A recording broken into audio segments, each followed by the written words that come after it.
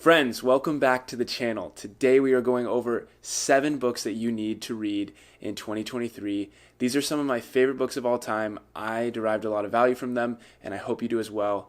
Let's get right into it. The first book on my list, a super basic one, everybody probably knows it, but it is The 4-Hour Workweek by none other than Tim Ferriss. The way I describe this book to people is this was the original financially independent, retire early, FIRE book movement written by Tim Ferriss back in, I think, like 2005. He was really one of the first people to advocate for this nomadic work style, and I think he is really the grandfather of the digital nomad.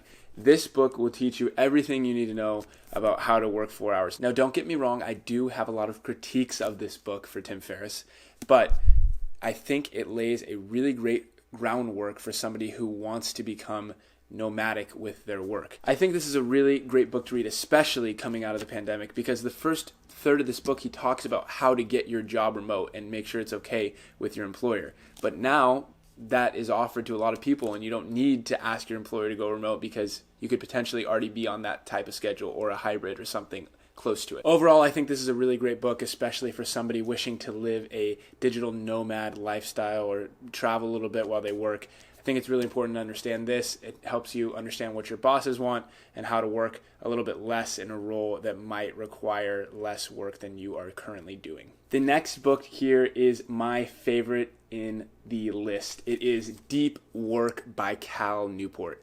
This book completely changed how I work. I think the biggest takeaway that I had from this book is that you need to limit all distractions so that you can enter a flow state. This flow state in deep work is this really concentrated, intense period of time where you're working. It's euphoric. You're feeling like you're getting so much done and time is passing by. There's zero distractions. And in this book, he teaches you how to get into that state and why it is so important to productivity, career fulfillment, etc. There's a lot of different ways to channel that flow state, and I have really found it super beneficial for my productivity. I realize that I'm a lot more satisfied and fulfilled with my work when I do enter this deep flow state that he talks about. And really, I've just learned that limiting all distractions, putting your phone in a different room and turning it off, deleting social media apps off your phone, all these things, these really practical tips have really helped me increase my productivity. Highly recommend this one of my favorites of all time. The next book sort of goes in tandem with Cal Newport's book, Deep Work. It's called Flow. I think this was actually written first, and Cal Newport wrote about the flow state off this book. I will not try to pronounce the author's name because I can't, but this is a really great book. It's about the psychology of optimal performance. Really great book to understand just how your mind works around making sure that you are the most productive you can be. The next book on this list is another psychology one. It's The Psychology of Persuasion by Robert Cialdini. I think this is a really great book just to understand why people say yes. You could also read it in tandem with How to Win Friends and Influence People. This is a very popular one as well. Just learning how to be with people, how to not manipulate them, but persuade them to do what you want, and it's always a two-way street. So I think both of these books are really good just to understanding the human mind a little bit better. The next book that I think is really important, I'm reading this one right now actually, and it is Think and Grow Rich by Napoleon Hill.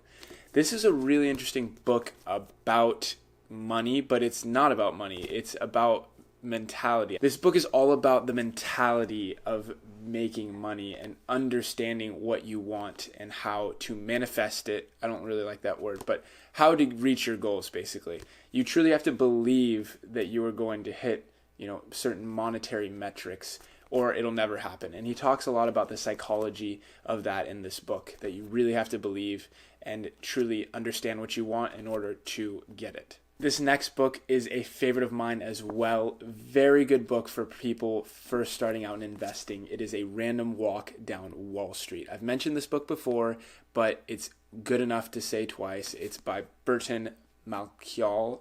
I don't know how to pronounce his name either.